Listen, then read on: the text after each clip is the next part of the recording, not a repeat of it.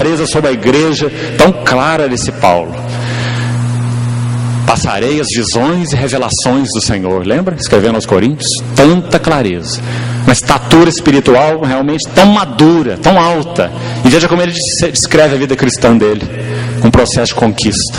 Corro para conquistar aquilo que me conquistou. O alvo, a soberana vocação de Deus em Cristo Jesus. Irmão, será que há uma outra maneira do Senhor recuperar seu testemunho na igreja hoje que não é essa? Claro que não há. Não há outra maneira. A vida cristã não é um postulado de ideias. A Bíblia não é um livro para ser estudado academicamente, né? Ele é um livro de relação entre nós e o nosso Deus, para que nós conheçamos Cristo, para que nós possuamos a terra que mana leite e mel, né? O princípio do livro de Efésios, para se possuir a terra, é a fé, você sabe. Na tipologia do Velho Testamento, Efésios e Josué têm uma relação muito bonita, muito interessante. Sabe o que diz no primeiro capítulo de Josué? Todo lugar, Josué 1:3, todo lugar em que pisar a planta do vosso pé será vosso. Aquele é o princípio da fé, nos tempos do Velho Testamento. Aquela terra era uma figura de Cristo. Todo lugar que pisar a planta do seu pé será teu. Na linguagem do Novo Testamento, o justo viverá pela fé. O que é fé? Esse nosso relacionamento pessoal, integral com o Senhor Jesus. Isso é fé. Fé não é você crer em alguma coisa que você acha que é certa, né? E você ora sobre aquilo, e se você tem fé, Deus vai te dar. Fé é um relacionamento pessoal e integral com o Senhor Jesus Cristo. Sabe por que nós sabemos disso? Essa palavra crer, fé, crer, esse verbo, como ele é usado no original, sabe o que significa? Unir-se a, aderir-se, unir-se. Então quando você diz eu creio no Senhor Jesus, o que você está dizendo é eu tenho uma vida de união com o Senhor Jesus. Fé, união, crer, unir-se. Então para isso que nós fomos chamados como povo de Deus. Se nós não temos essa realidade espiritual, quase tudo é intelectual, não é realidade espiritual. Irmão, realidade espiritual é o que o Espírito Santo deseja recuperar na igreja nesses dias. Nós estamos doentes de falta de realidade espiritual. A parafernália está toda aí, sim. A música está aí, as mensagens estão aí, os pregadores estão aí, mas a realidade espiritual não está aí. O Senhor tem desejado, sim, no seu coração, resgatar a realidade espiritual no meio do seu povo. Mas não se engane, Ele fará isso com um povo dentro do povo, porque o Senhor não trabalha com massas. Mas graças ao Senhor, o Espírito Santo tem despertado, sim, clamor numa noiva para esses dias do fim. E que seja o nosso desejo responder a isso de todo o coração, irmãos, individualmente e, claro, como famílias. Versículo 6, que citamos, vamos ler de novo. Essas palavras que hoje te ordeno estarão no teu coração, a sede do que somos. Veja o verso 7. Tu as inculcarás a teus filhos. Não é precioso esse verso também? Por que não está colocado assim? Essas palavras que hoje te ordeno estarão no teu coração. E não se esqueça do seu vizinho, prega para ele. E não se esqueça lá daquele outro, prega para ele também, não é? Por que não é essa aí a sequência? Essas palavras que hoje te ordeno estarão no teu coração. E, número 1, tu as inculcarás a teus filhos. Porque essa é a maneira do Senhor. Você não tem nada para dizer ao teu vizinho se você não tiver dito primeiro ao teu filho, né? Essa é a coerência do testemunho do Senhor. O Senhor sabe que tudo aquilo que não é realidade na nossa vida doméstica não pode ser realidade em outros níveis. Por isso que nós não podemos ter, digamos, assembleia forte, ou se queremos usar o termo igreja forte, sem famílias fortes. Isso é uma hipocrisia. Está vendo como o texto é claro? Tu os inculcarás aos teus filhos, depois do teu vizinho, seja lá quem for, mas aos teus filhos. Se você não é capaz de responder ao Senhor pelas vidas que Ele confiou colocando dentro da tua casa, você vai responder por quem? Se você não é capaz de anunciar Cristo para eles, você vai anunciar para quem? Né? Então, irmãos, nós precisamos reencarar com mais seriedade aquilo para o qual o Senhor nos chamou. Há muitos, muitos anos atrás, mais de 30 anos atrás, o homem de Deus disse assim: eu posso ser frustrado ou não realizado em qualquer outra área de ministério ou de serviço ao Senhor, menos naquela esfera ou naquela área que foi a primeira no qual Ele confiou a mim. Qual é ela? Nossa família. Nossa família. Nós somos, especialmente nós pais, maridos, diante do Senhor, profetas, sacerdotes e reis em nosso lar. Esses são os ministérios do Senhor Jesus. Você sabe que o Senhor Jesus era o profeta com P maiúsculo, o rei com R maiúsculo e o sacerdote com S maiúsculo. Você sabe. E esse mesmo ministério triplo do Senhor Jesus, nós exercemos em nossas famílias, ou deveríamos exercer. Se o nosso coração é conquistado por Ele, se nós temos conhecido ao nosso Senhor Jesus, se Cristo tem sido formado em nós, como Paulo disse lá para os Gálatas, formado em nós, no nosso coração, então nós podemos assim refleti-lo. Esses 3 níveis. Nosso lar terá profeta, nosso lar terá sacerdote, nosso lar terá rei que governa segundo o coração de Deus, porque essa é a intenção de Deus. Se não temos isso, não temos como nos reunir como assembleia, subornar o Espírito Santo e pedir a Ele que venha abençoar a nossa reunião, porque nós estamos fazendo algo muito interessante para Ele. Ele que não tem percebido. Olha a nossa reunião, olha nossos louvores, olha a nossa maneira de fazer isso ou fazer aquilo, olha como emocional é, olha como temos isso e temos aquilo. Irmão, o Espírito Santo não se impressiona com nada dessas coisas. O Espírito Santo não é um ser emocional. Compreende o que eu quero dizer? O que ele busca é a realidade espiritual.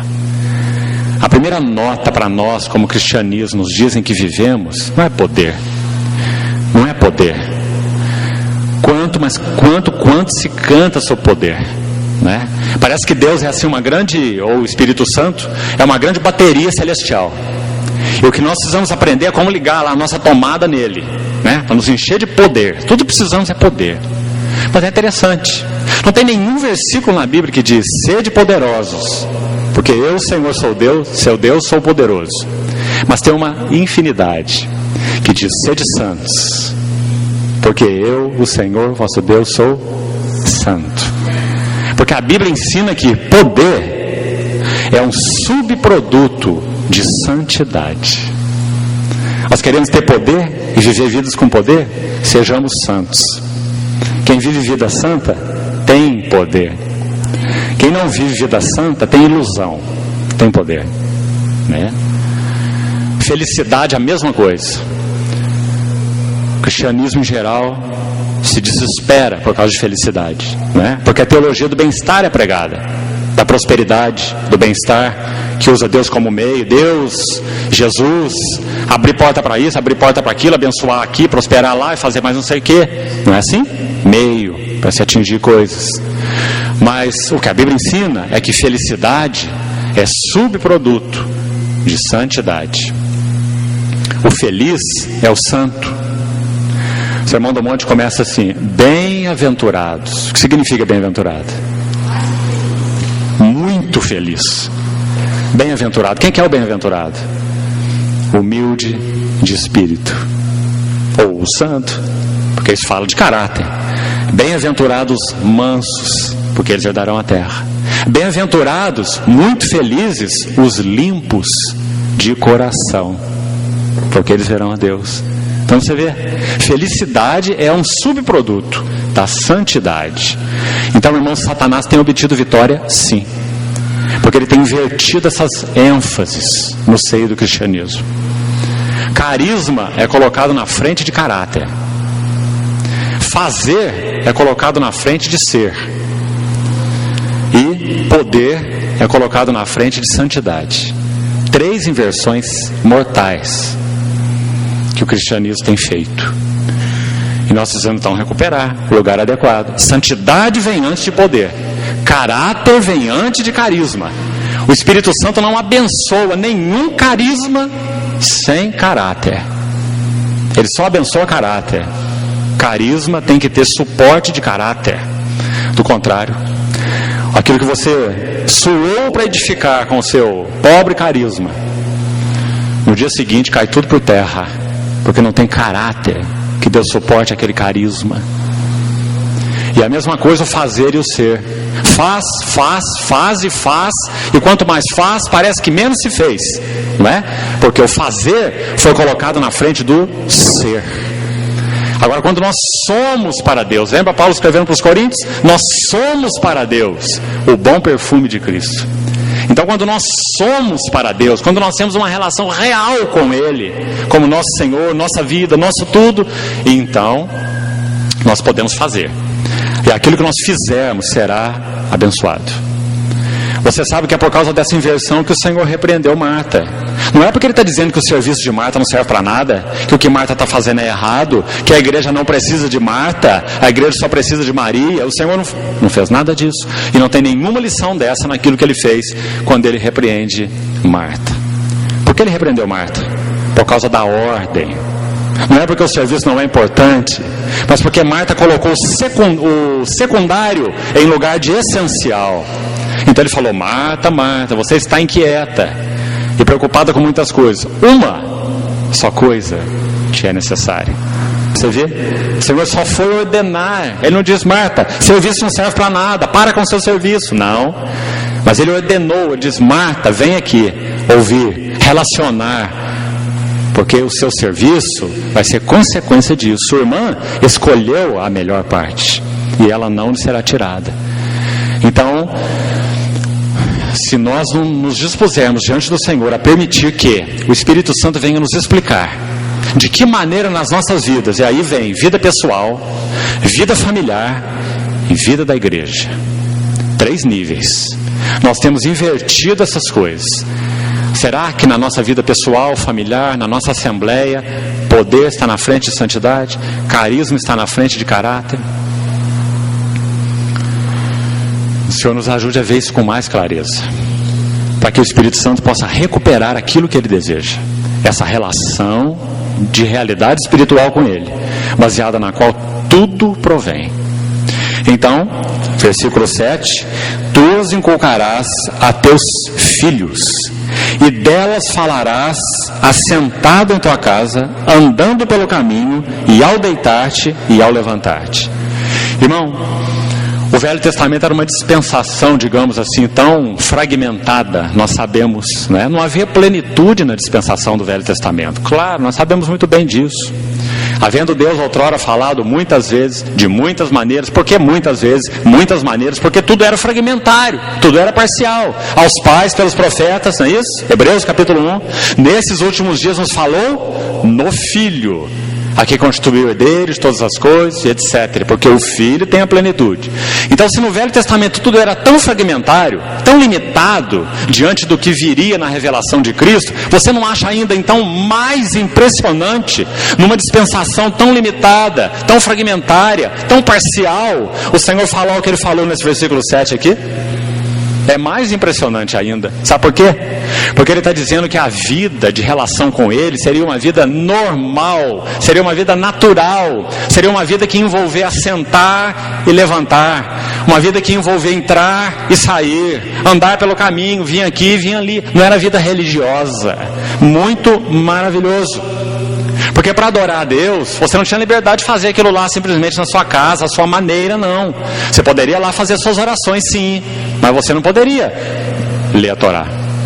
Você não poderia oferecer sacrifício, tinha lugar próprio. Vai no templo, lá tem sacerdote, lá tem altar, não é? Tinha lugar de culto, tinha dia de culto. Coisa que nós não temos hoje, nada dessas coisas.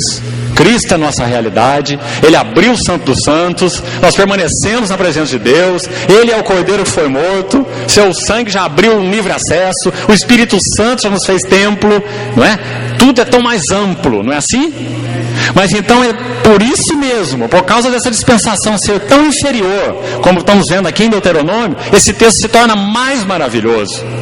Porque aqui está dizendo que aquele pai não precisava levar o seu filho lá no templo para ele aprender de Deus, mas ele ia ensinar o seu filho levantando, andando, entrando, saindo, não é? Você vê que maravilha?